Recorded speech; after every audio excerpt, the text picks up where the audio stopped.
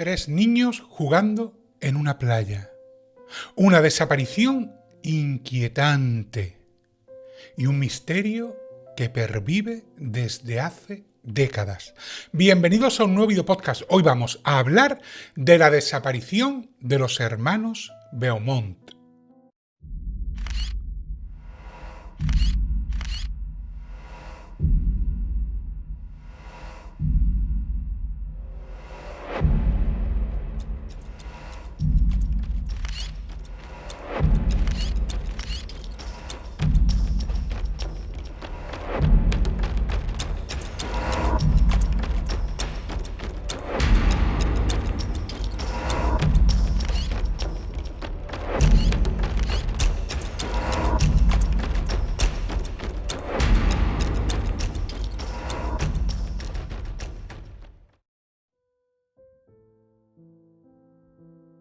Hoy, domingo internacional. Vamos a irnos a un país en el que creo no hemos estado nunca haciendo un caso. Es Australia. Pero no solo nos vamos a trasladar a ese país, sino también vamos a coger una máquina y vamos a retrotraernos en el tiempo a la década de los 60. Creo que es uno de los casos que más han marcado a dicho país. Uno de los casos que incluso hicieron cambiar su cultura. Esa cultura que en España cambiamos allá por Alcácer cuando nos dimos cuenta que los malos estaban ahí fuera acechando y cualquiera podría ser su víctima. Creo que ese shock lo vivieron en Australia en esa década y con este caso concretamente. No queráis ver el pasado con los ojos del presente. Han cambiado muchas cosas. La gente es mucho más desconfiada. A los niños se les protege mucho más, incluso algunas veces se les sobreprotege. Yo soy de los 80 y recuerdo perfectamente con 7 u 8 años cómo mi madre me mandaba solo al colegio. Yo iba andando al colegio y después incluso con mi hermana, que nos llevamos 2 años, cogidos de la mano, íbamos al colegio, que estaba a lo mejor a 500 metros. O sea, no era raro que un niño de 8, 7, 9, pues fuese solo a la calle. Nos íbamos a la calle con los amigos, incluso yo recuerdo que no sabía entonces leer ni escribir, tendría 5 añitos o 6. Mi madre me daba la lista de la compra en un cartón y me decía, toma, ve a la frutería, o ve a la panadería, o ve a don Rogelio, que era el panadero, y allí pues le das esto y él te va a dar la compra y tú le das este dinero y él te va a dar la vuelta. O sea, figuraros que había muchísima más confianza, ¿no? No tenías en la mente eso del niño va a ir un momento a la calle, iba a desaparecer o se lo van a llevar. Y eso es en la década de los 80. Imaginaros incluso un poco más atrás, en los 60. Bueno, pues allí nos encontramos a la familia formada por Gren Jean Beaumont. No sé si pronuncio bien los apellidos, yo sé que no hablo inglés. Alguno pues dirá, oye tío, está mal dicho, espero que me entendáis. Gren Jean Beaumont es un ex militar que ahora se dedica al taxi y además tiene negocios de ventas. Se dedica, supongo, que a vender de estos. De estos se hacía mucho antiguamente, sobre todo en Estados Unidos. El típico vendedor que iba con el coche y, bueno, comercial se podría decir hoy en día, ¿no? Y la mujer, que se llama Nancy Ellis. Ella es ama de casa y se dedica completamente a sus 3 hijos. Se casaron en 1955.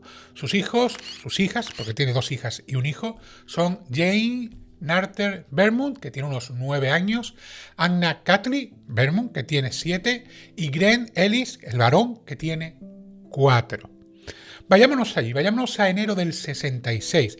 Parece ser que ese año en Australia estaban sufriendo una ola de calor tremenda, una ola de calor de estas brutales. Y los chicos vivían a 5 minutos de la playa Gelneck Beach, o algo así, Gelneck Beach creo que se llama, en la ciudad de Adelaida. De hecho, tenían costumbre de ir por las mañanas, echar un rato, volver. El día 25, el día antes de la desaparición, Jane, la hija mayor, le dice a la madre que, oye, déjame ir a la playa, yo me llevo a los hermanos, me hago cargo de ellos. A ver, de verdad, poneros en esa época. Las hermanas mayores eran mucho más responsables. Incluso muchas ejercían de segundas madres. En muchas familias las madres trabajaban. Yo hablo de España, no sé si en Australia pasaba igual. Pero en muchas familias las madres trabajaban y las niñas ya con 7, 8, 9 años se hacían cargo de casi todas las demás. Recordad aquí la chiquilla esta que fue la envenenadora, que acabó con sus hermanos, que era una niña muy pequeña, y ella era la que se encargaba de sus hermanos y por eso pudo hacer lo que hizo, ¿no? ¿Por qué os dejo el video podcast? Bueno, a lo que iba. La hermana, la mayor, Gain, le dice a la madre que va a coger a sus hermanos y se va a ir a la playa a pasar una mañana pues agradable. Hace mucha calor, es enero, 25 de enero. Los que son del hemisferio sur, allí es verano, aquí es invierno. Así que la madre le dice que bueno, vale, que vayan a la playa y tal. El padre tenía que salir de viaje, así que se montan en el coche y el padre los deja en la misma playa. Hay un autobús que une la playa con la casa de los niños y tarda 3 minutos, o sea, el bus son 3 minutos de la playa a la casa. Así que nada, el padre los coge, los monta, se marcha y deja a los niños en la playa. Ese día, esa mañana, están en la playa toda la mañana y vuelven a la hora de comer, que es la hora que la madre les tenía puestos, aproximadamente en el bus de las 12. Eso pasa el 25 de enero. Parece ser que los niños durante ese mes ya habían ido varias veces a la playa sola. No era la primera vez, ¿vale? Y esto es importante para lo que va a venir luego. Quiero decir, la madre estaba acostumbrada a que Gain, la mayor, se hiciese cargo de sus otros 2 hermanos, fuesen a la playa, pasasen la mañana y luego regresasen a casa. No sé si es que en enero allí en Australia pues están de vacaciones de verano, no sé muy bien cómo va el calendario escolar, pero los niños iban, normalmente, habitualmente, a esa hora. Muchos días iban con la madre. La madre a lo mejor no tenía nada que hacer, cogía, se montaban en el bus a las 8:45, que era cuando pasaba el bus, se iban a la playa, echaban la mañana y luego volvían. Pero también es cierto que la madre, pues, muchos días tenía que hacer recados, compras, limpiar la casa, hacer de comer, la cena y tal, y entonces, pues, los niños iban solos. Vuelvo a repetir. Es otra época. No podemos comparar ese momento con el momento de ahora, ¿vale? Quiero que os metáis en esa situación. Llega el 26 de enero. El 26 de enero además se celebra el Día de Australia. Por lo visto algo que tiene que ver con la guerra y un desembarco, no sé qué historias. No conozco muy bien la fiesta. Pero bueno, 26 de enero de 1966, Día de Australia. Y ese día Gain le dice lo mismo a la madre. Oye, mamá, nos vamos a ir a la playa. El padre no estaba, había salido más temprano. Vamos en el autobús, me llevo a los hermanos, yo me hago cargo de ellos. La madre dicen que ese día duda. ¿Por qué? Bueno, a ver, es el día de Australia, ese día la playa va a estar abarrotada, no es un día normal en el que a lo mejor hay 4 o 5 personas o puede estar un poco más controlado, ¿no? Es un día en el que va a haber pues una gran cantidad, una gran afluencia de gente, bañándose, jugando en la arena, disfrutando. Entonces la madre duda un poco, no podía tampoco hacerse cargo porque tenía que ir a unos recados, tenía que ir a casa de una amiga, no sé qué historias, así que bueno, duda un poco, pero la chica la convence. Yo, mamá, no va a pasar nada, ya hemos ido durante todo el mes y ya sabes que soy responsable, no hemos llegado tarde ningún día, total, que la madre al final cede y a las 8:45 de la mañana, ella misma, la madre, Nancy, deja a los niños en el autobús camino a la playa. Los deja camino a la playa y se olvida. Se olvida como no se olvidaban nuestras madres cuando nos íbamos a la calle en esa época. A ver, no tenían teléfonos móviles, no podían mandarnos un mensaje, oye, ¿cómo estáis? ¿Qué estáis haciendo? No podían hacer absolutamente nada más que esperar a que volviésemos a la hora que habíamos dicho que íbamos a volver. La hora de vuelta eran las 12. El autobús, había varios a lo largo del día y pasaba a las 12 del mediodía. Así que Nancy a las 12 del mediodía está como un clavo esperando a la hija. Llega el autobús, se baja la gente que se tenía que bajar en esa parada, pero extrañamente ni Gain, ni Anne, ni Grant se bajan del autobús. Bueno, le llama la atención, no es normal, los niños suelen ser puntuales. Y ahora empieza una duda, ¿qué hago? ¿Me voy a la playa para ver si están allí? ¿O me espero por si llegan y que no vaya a ser que no haya nadie en la casa y se vayan a poner a buscarme? Así que decide lo más prudente. Bueno, pues me voy a esperar al siguiente autobús, que es a las 2:30, a ver qué sucede. Así que la madre, imagino que nerviosa, porque no era normal que los niños no hubiesen aparecido, incluso andando desde la playa ya habrían llegado antes de las 2:30, pero no habían vuelto. La madre espera pacientemente desde las 12 a las 2:30 que llega el siguiente bus, y el siguiente bus exactamente igual que el anterior. La gente se baja, pero los niños no. Los niños no llegan en ese autobús tampoco. Comienza a ponerse nerviosa. Y aquí hay 2 versiones. Depende de las crónicas que leas de la época, vas a encontrar 2. Una dicen que llama a su marido por teléfono. Yo creo que esta no puede ser muy correcta, básicamente porque su marido era taxista, no había teléfonos móviles. ¿Dónde lo llamas? O sea, no vas a llamar a consejero de humo. Se supone que el marido llega en torno a las 3 de la tarde a su casa, es lo que dice la otra crónica que he encontrado. El marido llega a las 3, Ella le cuenta, pues mira, se fueron a la playa, los dejé en el autobús a las 8:45, no veo normal que no hayan aparecido, esto no tiene lógica, no tiene sentido, ya sabes cómo son tus hijos, sobre todo tus hijas. Así que el padre, bueno, pues dice, voy a ir a buscarlos, voy a ir a la playa, no te preocupes, seguramente estarán allí, se han entretenido, es un día festivo, habrá mucha gente, igual han coincidido con algunos niños y están jugando y se les ha pasado el tiempo, ya sabéis cómo le pasa a los niños. En fin, el padre coge el coche y se dirige a la playa.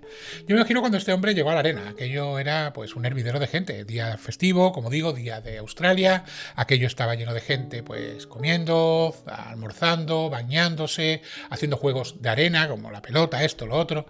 Así que se pone a buscarlos por allí y los niños no aparecen, preguntan a uno, preguntan a otros, pero bueno, no los han visto, no, o no parece que nadie los haya visto, nadie los recuerda. Luego saldrán testigos, ¿vale? Pero en ese momento los niños no aparecen. Entre las 3 y las 5:30 de la tarde, el padre y la madre están como locos buscándolos. Ya dejan la playa, empiezan a mirar por las calles aledañas, empiezan a ir a casa de amigos, a casa de vecinos. Oye, ¿habéis visto a nuestros niños? ¿Os habéis cruzado con ellos? ¿Los habéis visto esta mañana o este mediodía? Pero nadie ha visto nada. Nadie ha visto ni a Gay, ni a Anne, ni a Grant. Todo el mundo dice lo mismo. No sabemos dónde están los niños. Así que a las 5:30 finalmente los padres deciden ir a la policía a plantar una denuncia.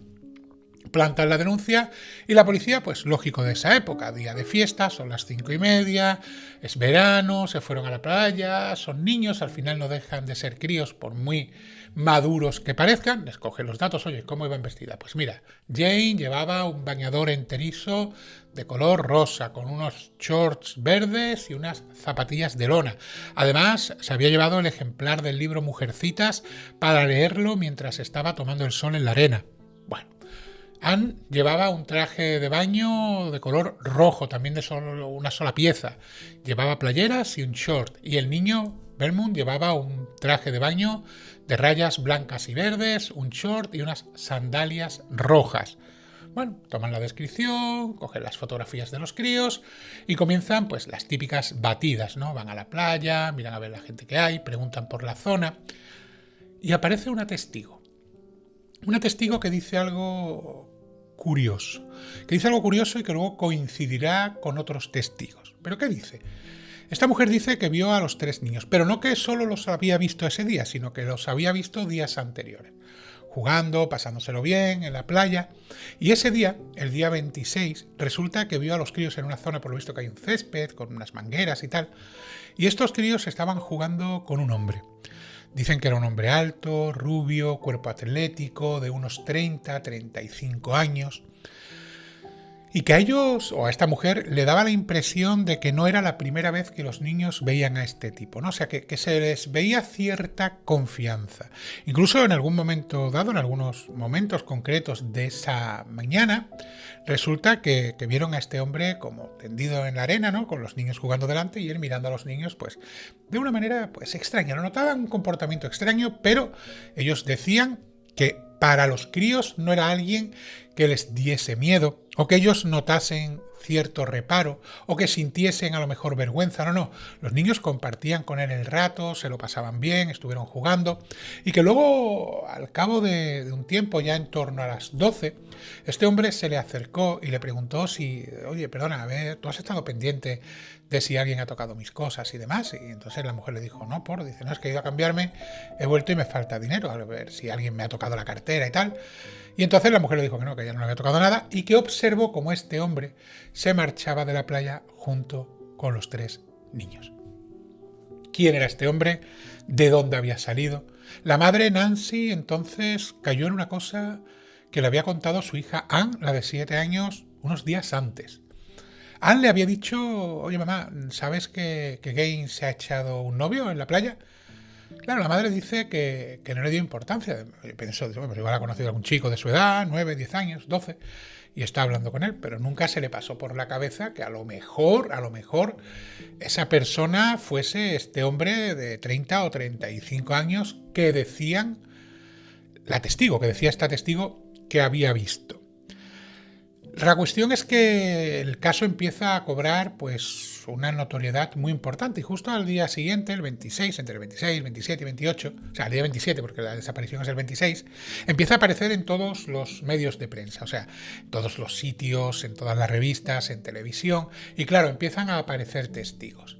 El 29 de enero sale una mujer y esta mujer dice que vio a los niños cerca del puerto de Patahualonca o algo así se llama, no sé muy bien el nombre, que iban acompañados de un hombre que además encajaba con las características que había dicho la mujer el día anterior, la mujer esta que había dicho haber visto a los niños con este hombre de 35 años aproximadamente, rubio, alto y delgado, o atlético.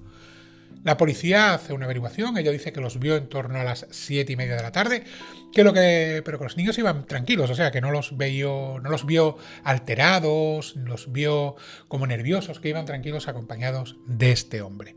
Finalmente la policía consigue una orden de registro, se drena ese puerto, pero no se encuentra absolutamente nada. Al final no deja de ser la declaración de una testigo que pudiera o no pudiese ser. O sea, digamos que ya sabéis cómo funciona esto.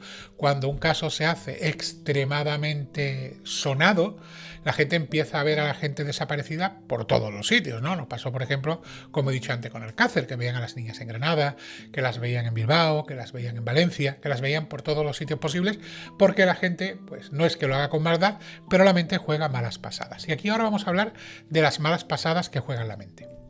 Salió el cartero de la zona. Salió 2-3 días después de la desaparición. Y este hombre dice que en torno a las 3 de la tarde del día 26 vio a los niños bastante lejos de las playas. O sea, bastante lejos, en una barriada que no tienen nada que ver ni donde está la playa ni donde vivían ellos, ¿vale? Cerca de Gelneck Beach. Que iban tranquilos, que iban jugando, que iban riendo, que iban, pues, como van 3 niños andando tan tranquilamente por la calle. Esto a los padres les llamó la atención, o sea, llegan tarde, habían quedado a las 12, son las 3 y van a ir de bromas y jugando por la calle. Bueno, se le da credibilidad porque no deja de ser el cartero, conoce perfectamente a casi todo el mundo de la ciudad, pero es raro. Es raro, vuelvo a repetir, por lo que os he comentado, ¿no? Porque estamos hablando de unos niños que habían desaparecido y unos niños que a las 12 tenían que haber llegado a casa. A los pocos días, después de que el cartero dijese esto, se vuelve a acercar a comisaría y ya duda. Ya este hombre lo que comenta es, bueno, los vi, pero ya no podría decir si fue el día 26 o fue el día 22 o otros días. Ya se me mezclan los días y no sé exactamente si el día que yo me crucé con los críos fue el día de la desaparición. Esto pasó en el caso de Marta del Castillo, cuando la vecina, por ejemplo, llega al portal y dice que se encontró con Marta la misma noche que había desaparecido, cosa que era imposible. La mente tiende a rellenar huecos y eso es lo que le había pasado a este hombre, a este cartero. Entonces sale una pista que es un poco más fiable.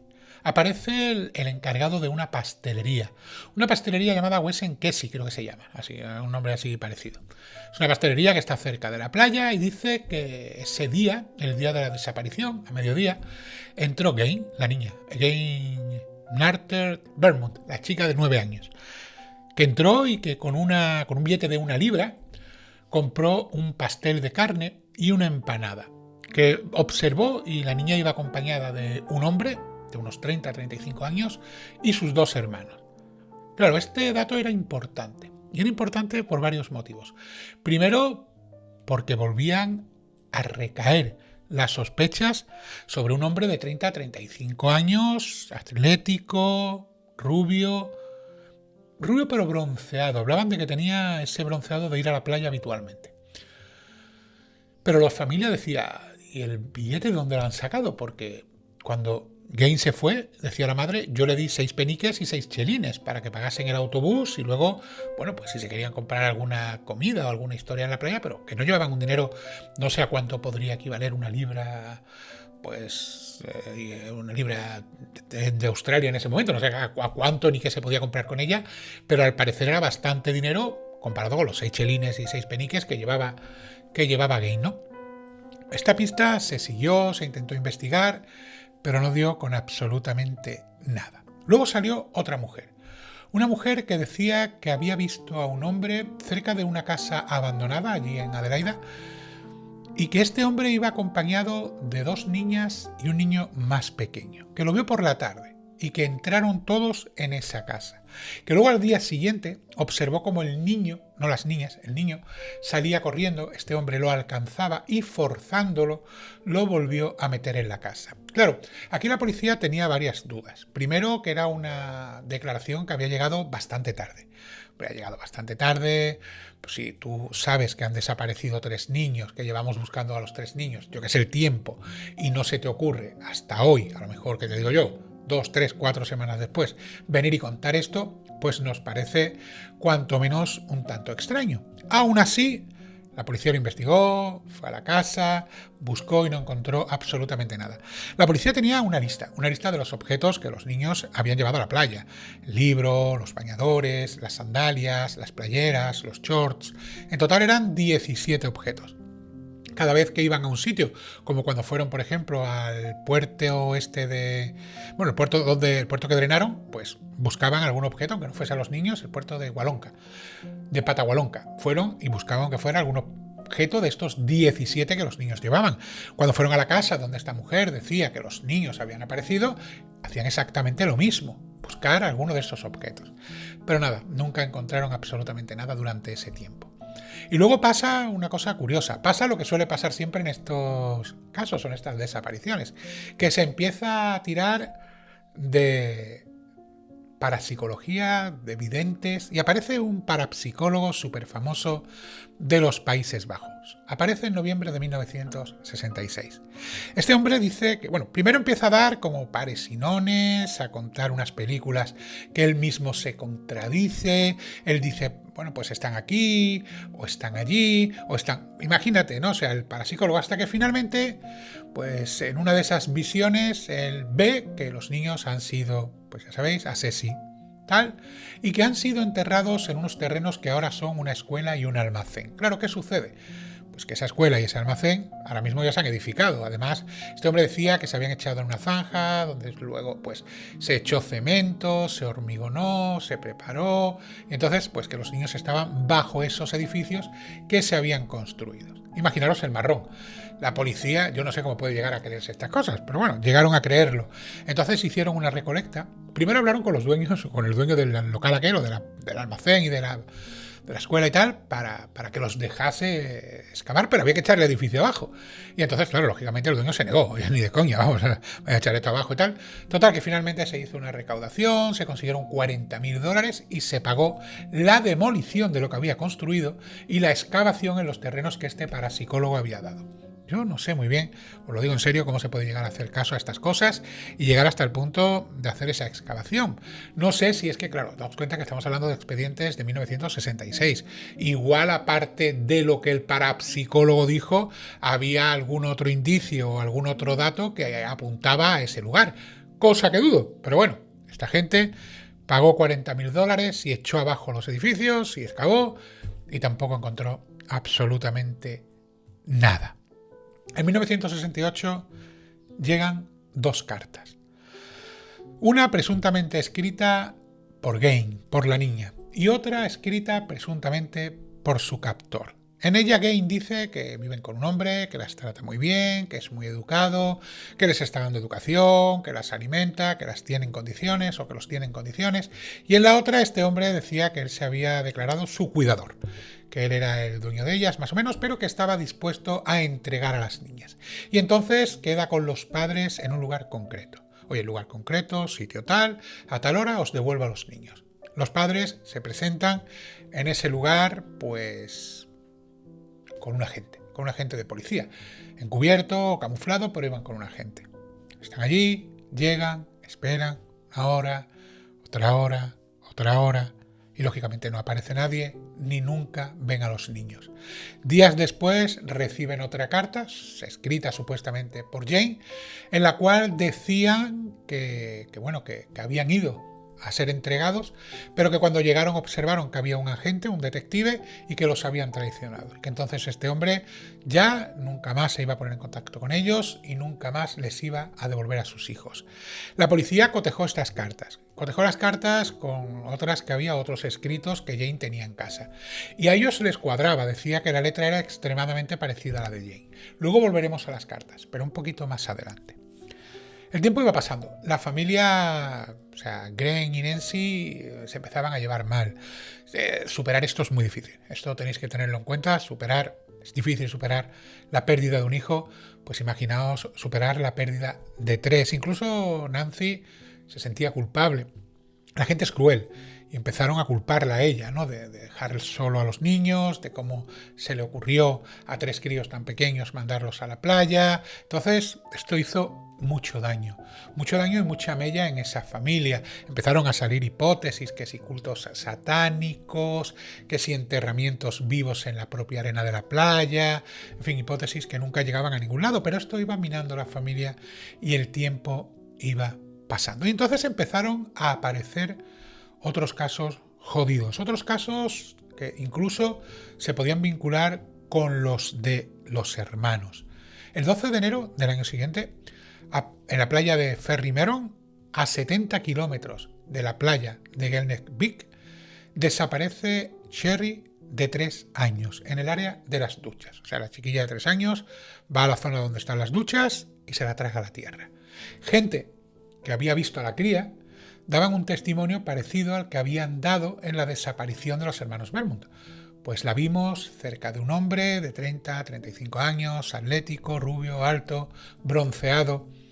Claro, lo primero que piensa la policía es: este hombre el año pasado cometió el crimen o se capturó a los 3 críos en la playa de Gelneck Beach y este año ha cambiado de playa, 70 kilómetros más, pues para no ser localizado, ¿no? Entonces empezó la investigación, pero tampoco llegó a ningún lado. En el año 73, en un campo de fútbol llamado Volley Oval o algo así, o Wetley Oval, no sé muy bien cómo se llama, había 2 familias. Imaginaros, 2 familias sentadas, y las 2 familias tienen 2 niñas pequeñas. Una que se llama Joan, de 11 años, y otra que se llama Chris, de 5. No se conocen, quiero decir, no son unas familias que sean vecinos ni sean amigos, pero los 2 crías pues empiezan a jugar entre ellas. Y en un momento dado del partido, las crías le dicen a la madre, a los padres, de: oye, vamos a ir un momento al servicio. Claro, la niña tiene 11, la otra tiene 5, bueno, venga, pues cita al servicio, al VC, al baño. Van al baño y nunca vuelven. Desaparecen. Así que también resulta que se cataloga o se asocia esa desaparición con la de los hermanos Belmont. Iban pasando, si os fijáis, desapariciones de niños a lo largo de todo este tiempo. Tengo que decir que en este caso me he tenido que hacer una nota porque ahora van a empezar a salir sospechosos. Entonces, los sospechosos siempre los he tenido que apuntar porque son un montón y cada uno por una cosa diferente. Ahora os iré diciendo. Entonces, imaginaros por un lado. En el 66 desaparecen Jane, Anne y Grant en la playa. Un día festivo y a la vista de todos, a las 12 de la mañana o a las 11 o a la 1, a las 3, a mediodía.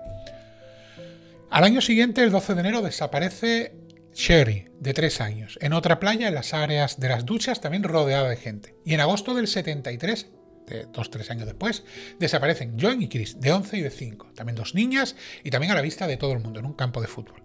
Esto era muy extraño, se iban enlazando. Pero es que en el 75 es condenado a cadena perpetua, y esto lo tengo apuntado, perdonadme, James O'Neill, por el crimen de un niño de 9 años. Cuando se investiga a James O'Neill, resulta que este hombre le había hecho comentarios al dueño de una estación y a unos amigos que él era el culpable o que él era el que se había deshecho de los hermanos Belmont. Hay un ex detective llamado Gordon que se dedica a entrevistarse con este individuo. Quería hacer un libro, quería indagar un poco en el caso y se empieza a entrevistar con él. Comenta que al principio este hombre no le cuenta nada, o sea, se hace loco, no le dice que tenga nada que ver con el caso de los Belmont, pero empieza a trazar rutas. Este hombre trabajaba para el negocio del ópalo y parece ser que las rutas que seguía durante el año 66 lo obligaban a pasar casi siempre por la playa de Gelneck Beach. Por lo tanto, tenía muchas posibilidades de ser él el criminal, o sea, de ser él la persona que había hecho desaparecer a las hermanas Belmont. La cuestión es que no coincidía su biotópico, o sea, su físico y sus historias, con las declaraciones o con las descripciones de los testigos, porque como os he dicho, no solo fue esta mujer la que vio a este hombre alto, rubio, atlético, sino que en la playa, luego cuando se indagó bastante más en profundidad, en el año 66, se consiguieron más testigos, más gente que había visto en ese día y en los días anteriores a este individuo en la playa, y a este individuo con los niños, o sea que no era la primera vez, era un hombre que se había ganado la confianza de Gain, Ain y Grant. Si era él el culpable, ¿vale? O sea, lo que estaba claro es que ese hombre que habían visto con los niños esa mañana del 26 de enero no había llegado ese día a abordar a los niños, sino que es un hombre que había visto a los niños durante bastantes días, había ganado su confianza y había conseguido llevárselos sin que opusiesen resistencia. No es tan fácil llevarte a 3 personas, aunque sean niños, y mucho menos a la vista de todos. Lo más normal, y esto lo pienso yo, es que este hombre, después de tanta confianza de varios días, ese día, como vio que los niños habían llegado en el autobús, igual les dijo, oye, ¿cómo os volvéis a casa? Pues vamos en coche, pues yo os llevo. O igual no era la primera vez, pues vete a saber. A lo mejor le dijo, oye, pues yo os llevo en el coche y os dejo allí, que tampoco me pilla de camino. Los críos se montaron en el coche. De alguna manera los convenció, pero tú no convences, o sea, un hombre no convence a unos niños el mismo día, sino que hay una conversaciones previas y tal, y hablamos de lo que había dicho, por ejemplo, la hermana Ain, que había dicho que Gain se había echado un novio. Vete a saber lo que estaba sucediendo. Bueno, finalmente James O'Neill es descartado y no se tiene en cuenta. Este hombre no tiene nada que ver, o absolutamente, parece la policía, no le dio credibilidad, investigó y no llega a nada. En 1984 aparece Bevel Spencer, pero antes de que aparezca Bevel Spencer, he de deciros que el matrimonio de Grain y Nancy, como he dicho, se mina y se va estropeando. Ellos ya casi vivían juntos en la casa de Adelaida prácticamente por si sus hijos volvían. No querían que sus hijos volviesen, se encontrasen en una casa vacía y tuviesen luego que localizar a sus padres. Entonces, ellos decidieron durante un tiempo seguir viviendo en ese domicilio. Pero el matrimonio estaba roto y en 1980 deciden divorciarse. Se separan, ¿vale? Así que cada uno por su lado, el matrimonio se rompe y se mudan de vivienda. Se mudan de vivienda aunque siguen saliendo en televisión, siguen dando datos, por si sus hijos aparecen, se siguen reportando ante la policía. Ellos ya pensaban que sus hijos no iban a aparecer. Estamos hablando ya de la década de los 80, habían pasado pues más de 12 años y estaban prácticamente convencidos de que sus hijos pues no iban a aparecer. Vuelvo a repetir, ellos se mudan porque se separan. Vamos a los 84. En el 84 aparece Bevel Spencer. A Spencer le cae una perpetua por el crimen de un joven de 15 años. Este hombre había comentado a un círculo de amigos, ahí salió el rumor que había, que él era el culpable del secuestro de Jane, Ain y Grant y que los había secuestrado para hacer experimentos médicos y quirúrgicos, que había sometido a los niños a una operación de unión. No sé si esto es lo que hacían los nazis, por ejemplo, con los gemelos que los pegaban y compartían las venas y tal, pero bueno, algo así se le ocurrió a este hombre. Decía que hizo una cirugía de unión y que uno de los críos durante la cirugía falleció y que no tuvo más remedio que deshacerse del resto. ¿Cuál es el problema? Pues había 2. El primero, su edad. Resulta que en el momento del crimen, en el momento de la desaparición, de la desaparición de Andy Grant, este hombre tenía 20 años. Los testigos describían a un hombre de entre 30 y 35. Es verdad que físicamente se parecía, o sea, era rubio, alto, atlético, tenía cierto parecido, pero los perfiles de las víctimas no eran las mismas. Él había acabado con la vida de un niño de 15 años. Y luego también salieron algunos forenses hablando de que habían encontrado cuerpos de críos o de adolescentes que habían sido sometidos como a pruebas quirúrgicas y ese perfil sí podría encajar con el de esta persona, pero no el de los niños Belmont. Así que también quedó descartado por la policía. Nos vamos a 1998, pero antes del 98 vamos al 92. Recordad que en el 68 la familia recibió 2 cartas, una escrita supuestamente por Jane y otra escrita supuestamente por el secuestrador de los niños. En el 92 ya había avanzado suficiente el peritaje forense caligráfico y se hace un peritaje forense caligráfico de las cartas, tanto de las que habían llegado en el 68 como de los documentos que tenían de Gain en su casa. Se hace este peritaje y se descubre que las cartas son falsas. O sea, no las había escrito Jane y además las había escrito la misma persona intentando cambiar la letra en una y en otra. Como también habían avanzado mucho el sistema de huellas dactilares, se consiguió extraer de dichas cartas las huellas de una persona que fue localizada. Y esa persona, al ser localizada, resultaba que en el 92 era un hombre de 41 años. Claro, aquí había algo que no cuadraba, es que este hombre de 41 años en el momento de las desapariciones era un adolescente. Finalmente a este hombre se le detiene, se le acusa de estafa porque él mismo reconoce que las cartas las escribió a modo de broma, o sea, como para gastarle una broma a los padres, al padre de Jane y al padre de Nancy. Esto os puede superar. Sé que muchos estáis diciendo, ¿cómo puede haber gente con tan mala sangre? ¿Cómo puede haber gente que se dedique a hacer bromas a una familia que tiene que estar destrozada por la desaparición de un hijo? Pues nada más lejos de la realidad que al padre de Paco Molina lo llamaban por teléfono y se cachondeaban de su hijo. Y es, creo, el primer caso de España en el que se pudo condenar a unas personas por este hecho y terminaron cumpliendo trabajos sociales. Por cierto, aquí os dejo el enlace de la desaparición de Sara Morales y Paco Molina, que está en el mismo vídeo. Dos casos que tampoco han sido resueltos aquí en España. Entonces se descubre que fuera un chico, en aquella época era un chico, un joven, que quería gastarles una broma a los padres de los Vermont. No se le puede acusar de nada, el crimen que hubiese hecho en ese momento ya estaba prescrito, así que queda totalmente en libertad. Ahora sí, vámonos al 98. En el 98 aparece Arthur S. Scaling o algo así.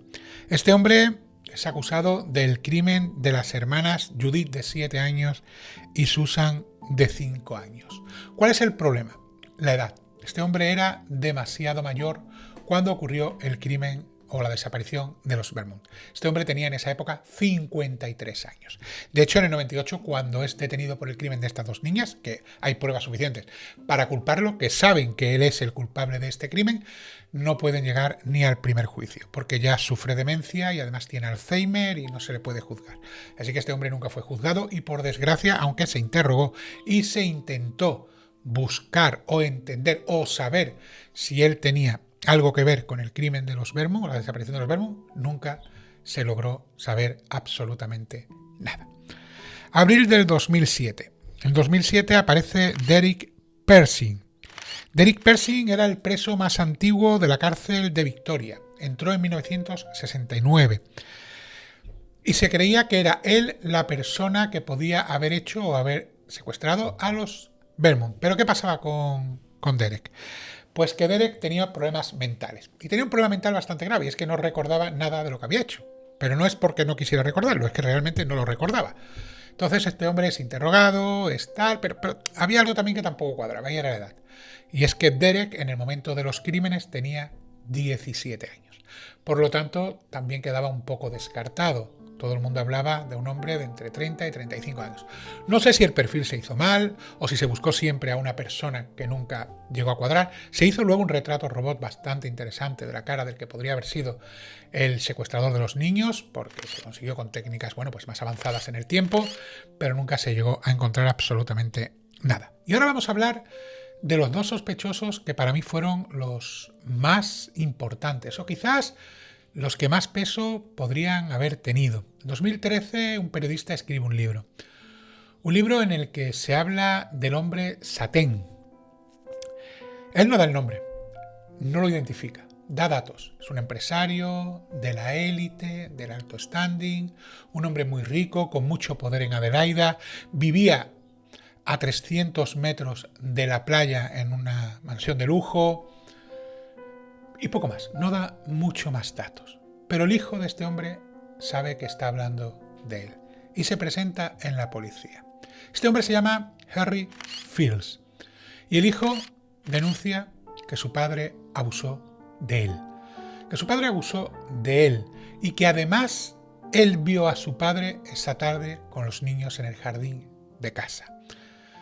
Acusa a su padre y aparecen unos jóvenes, que ya eran jóvenes, lógicamente eran adultos, que decían que el padre de Harry Fields, días después del crimen o el día después del crimen, les pagó un dinero para que excavasen, hiciesen un foso, una fosa, en una de las fábricas que él poseía, que nunca supieron para qué y que simplemente les pagó por hacer ese pozo y se fueron.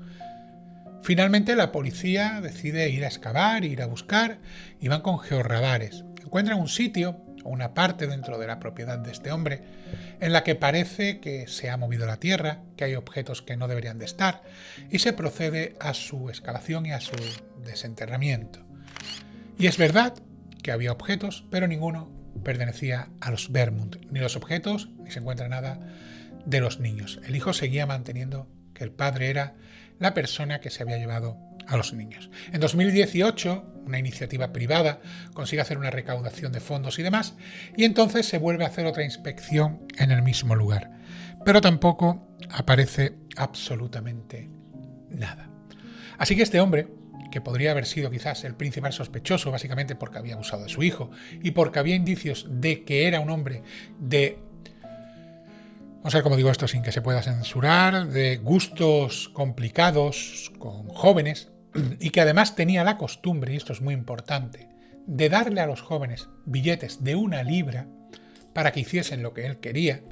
Recordad que la hermana, o sea que la niña Gain, entró en la pastelería Wensen Casey con un billete de 1 libra donde compró un pastel de carne y una empanada. Pastel de carne que a la madre le parecía extraño porque a la niña no le gustaban por lo visto a los niños el pastel de carne. Pero bueno, iba con un billete de 1 libra. Claro, esto también te hacía pensar que igual se lo había dado este hombre, ¿no? Harry Fields.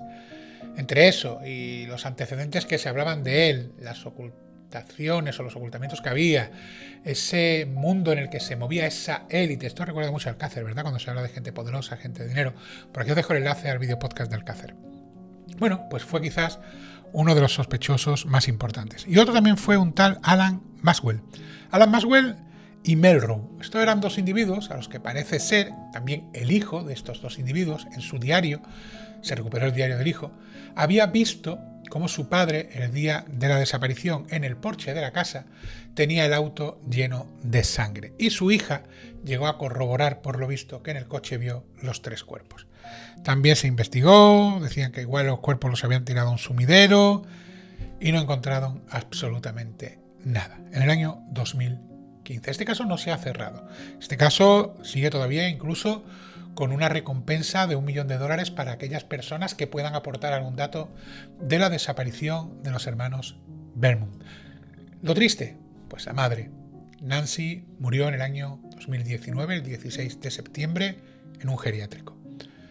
Murió sin saber qué había pasado con sus hijos. Murió sin saber si sus hijos estaban vivos o muertos. Ella albergaba la esperanza de que estuvieran vivos. En algunas entrevistas que había dado, incluso comentaba que soñaba como sus hijos llegaban a casa, ella abría la puerta, les daba un abrazo, le preguntaba dónde habían estado. Y los niños pues les decían que se habían distraído por ahí, que habían estado... En fin, esta mujer murió en un geriátrico sola. Sola y sin sus hijos. Porque a sus hijos alguien se los llevó. El padre creo que sigue vivo, creo que aún sigue con vida, vamos a ver, igual de triste que la madre, imagino, y de desesperado. Todo esto hizo que la cultura en Australia cambiase, y a partir de ese momento los padres viesen con recelo el que sus hijos fuesen solos a los sitios. Ya no les dejaban ir solos a las playas, ya si tenían que ir a algún evento los padres los llevaban y los recogían, igual que pasó aquí después de Alcácer, que las madres y los padres empezaron a dejar o a cortar esas libertades que tenían los niños, ¿no? Tenían que ir a la discoteca, la llevábamos, de eso el autostop se empezó a quitar de en medio, pues algo parecido pasó a partir de ahí, ¿no? En Australia venían de una época muy tranquila en la que nunca pasaba nada y después de toda esta tormenta y este torbellino que desencadenó la desaparición de los Vermont, la cultura australiana cambió. De hecho, todavía sigue muy marcado esto en ese país. Pero lo cierto y verdad es que no se sabe absolutamente nada.